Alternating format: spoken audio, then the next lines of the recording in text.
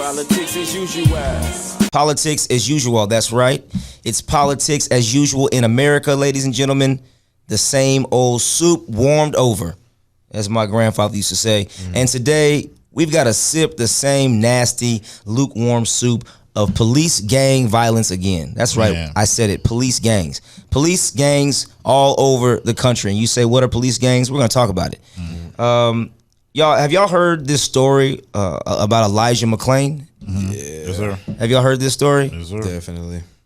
Man, you know, it gets old, doesn't it? Like, this is a year-old story, 2019, that never came into the national media at all whatsoever.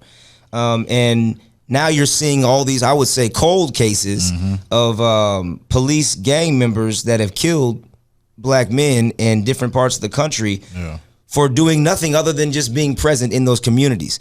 And that, you know, also alludes to what you talked about last week, Caution, of feeling like, well, we can't create Wakanda because if outside of my own environment I feel safe, but yeah, what happens when I go somewhere else? Well, you can't even be safe in your own environment. Elijah McClain, and this hit hard to me, I think, and you guys probably saw it too, but it felt like the women were a lot more responsive and seemed to be heartbroken by this, like more so than the George Floyd situation. Not that the George Floyd situation wasn't sad, but I'm seeing women of all colors, to be quite honest, posting about Elijah McClain. And I think it's because this young man reminds them of their sons. Right, because of his demeanor and, you know, how he came off, right? Yeah, he is just this unassuming kid. And young man, 23 years old, no criminal record, no violent history, no prior runs-in with police, just an eclectic artist walking down the street, listening to music and dancing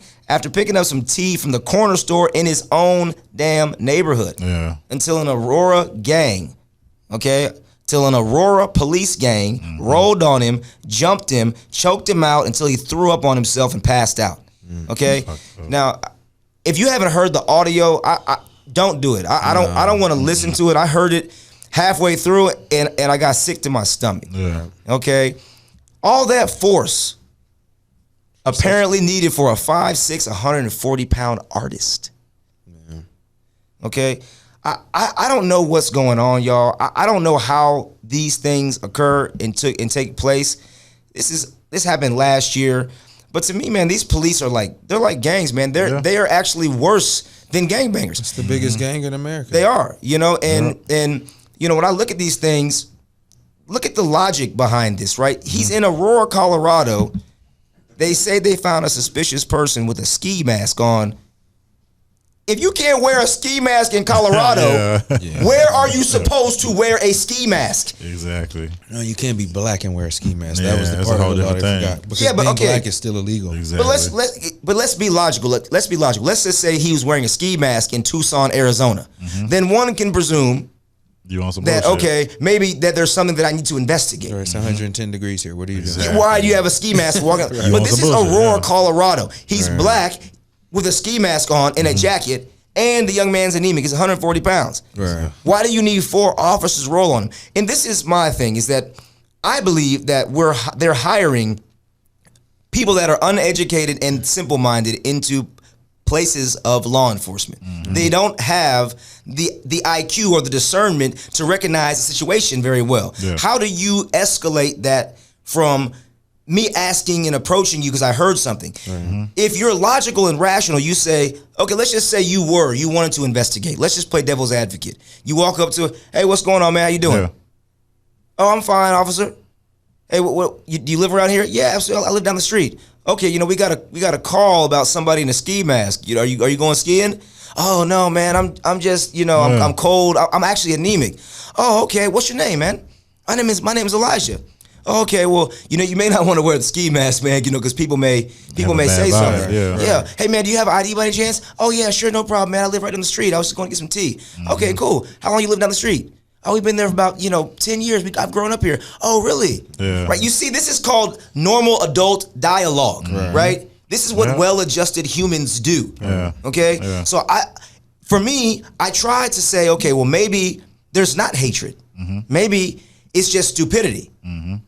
Maybe that's what it is. Maybe these individuals just are not intelligent enough to discern what's going on in situations, or maybe it's both. Maybe that they're simple-minded and they are also racist.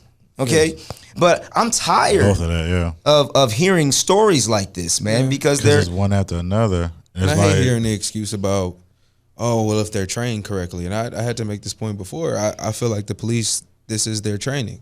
They're trained to treat certain individuals a certain way. Because if you see them operate with Caucasians or white people, they follow the protocol to a T. To a T. You know what I mean? They'll allow him to come. I've seen them chase police with machetes.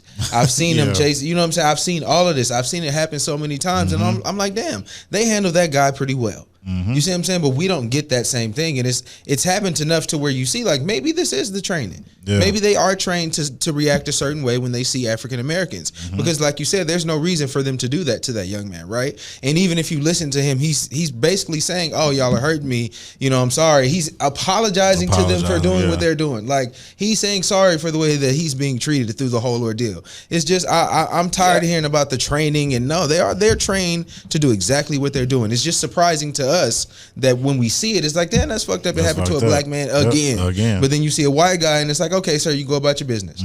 So I think the training, they shoot them with rubber bullets or bean bags or something. Yeah, man, I'm just tired of hearing the excuses. Like, we know what it is. But this is why, you know, I brought up last episode where we talked about, you know, policing ourselves, because when you police yourself, you have more grace, right? And you mentioned, you know, Anglo-Saxons, or, you know, those of Western European descent, when police officers of that ethnicity encounter men of that ethnicity, they extend what I would say the benefit of the doubt, right? Because there is the idea that, okay, if I see somebody that's white that's acting in a way that's unbecoming, they're acting out of character. So therefore, I'm going to reason with them to get them back to right standing. But when they encounter somebody who's black, it's an assumption that there's wrongdoing already going on, right? There's no benefit of the doubt. There's like, oh, okay, there's an accusation. It is true, right? There's already the determination that it is true until, right, someone's either dead, okay, or they're actually at the precinct or in handcuffs, and they recognize, oh, it wasn't my bad. No more my bad. Okay, how do you not listen to the young man's voice saying, I live down the street. I'm an artist. I'm not doing anything wrong. Different. I'm just different. Oh, that killed me when I heard that young man say that. I'm just different. Like, you know what? Come on, man. How do you not hear that? And this is what I'm saying. It would be better to have us be policed by robots. I would rather have artificial intelligence police me than these simple-minded police gangs. RoboCop. Okay, now you seem to have it on iRobot. Will Smith rolled on them. That shit backfired. That shit backfired. But here's the thing though, like that movie, even the premise of that movie though is that there was so much human error in policing that they replaced it with artificial intelligence, which is the truth. Because the key there is intelligence, and that's where I see a deficiency in the intelligence of police officers to have discernment, the ability to make a right choice, and to know this is a threat, this is not a threat. How is a 5'6", 140-pound man a threat? You don't need 4 people to apprehend him. That is ridiculous. That is asinine in every sense of the way. And so, you know, I hate to have to always talk about these things, man, but somebody has to bring attention and light to these issues, because they can't just keep getting buried in more buried stories, more buried black bodies, and the nation just goes on and then watches Masked Singer as if nothing happened. I don't mean to interrupt you, but you know what gets me is that we do bring all the attention to it and the light to it, but it just it's like they don't give a fuck. They just keep doing the same thing. They give you the empathy pat on the head, like, I'm sorry, and then 6 months later, another black man dies. I do think there's something to that, because like you said, I think there's a lack of a connection to what the real issues are, and there's a way to be empathetic, but that empathy also removed from emotion, because they can only care about what they see. So it's like, okay, we saw George Floyd, man, that was messed up. Black Lives Matter. But it's like it doesn't stop there. And so like I was having this conversation before, and I think A lot of them don't have the ability to connect to what the real issues are because they don't deal with it. And so I can tell you how it feels to be pulled over by a policeman. But if every time you get pulled over, your experience is fine, you give them your license, your insurance, you done. He asks you how your night's going, you know, and you go about your business. You usually get a warning. So if you've never had that experience, it's hard for you to understand it. You just cope. I mean, you just kind of see what you see, and you base your feelings off of that. So there's a disconnect there, and I understand it, but it still doesn't make it any better. Like it still doesn't make it any better. You know, in all fairness, there have been a few times where I've had a police officer that was nice to me. It's been a few times, but it hasn't been often. You know, and I think that is the thing, is that it feels and looks like protocol, like you were saying, right, to handle us in a certain way, with a lack of respect and even courtesy. Like, we are citizens of the society. Okay, we are not a nuisance. We are not a problem. All right, and that's how we are treated, no matter whether we are in neighborhoods that are impoverished or whether we are in neighborhoods that are affluent. All right. So where can we go, and what are the actions? And so, you know, this one hit a little bit different, I think, because, you know, I saw the women cry out, and I didn't know until I saw on my feed, it was like 5-6 women posting the same kind of post, justice. And if anybody wants to go and look at that information, you can. I looked at it like at this site called ScaryMommy.com, and there's 2 million people that have signed a petition for justice. And they also had some protests where they played violins, I believe in Colorado, in Aurora maybe, or Denver. And the police met the protesters who were playing violins with tear gas. Oh, yeah, that makes sense. Yeah, that makes sense. That's an equal response, right? You're playing a violin. Let's gas them. Yeah. Right. No flash bombs. I'm surprised they ain't throw flash bombs in the rubber bullets. Well, let's crack a few heads. And the 4 officers, guess what?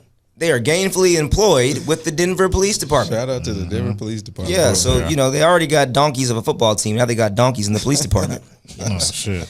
You know, you already know how I feel about that. I see that goes deep with you. That's a deep wound you got. Raider Nation. I mean, apparently it's justified by all this bullshit. Yeah, absolutely. Yeah, sure. Denver donkeys and Denver donkey police. Man, it goes hand in hand. At least they're consistent. You know, so again, this one kind of hit different, man, and I think that these stories are hurtful. The pain, you know, isn't the same as with George Floyd. Again, as I was saying, that pain manifested into anger for us, I think. Right. For me, this pain has manifested itself into sorrow. Sorrow for our people, and sorrow for the fact that our very presence in American society is seemingly not only a threat, but also a nuisance. At some point, you don't want to have any words left to speak. You just have to find things to do. There has to be action, but the question still remains for me: what action do we take, and where do we go from here? But to honor Elijah and his passion for art and creativity, and to match his positive energy and love for artistic expression, we're going to jump into our Art and Life feature for today.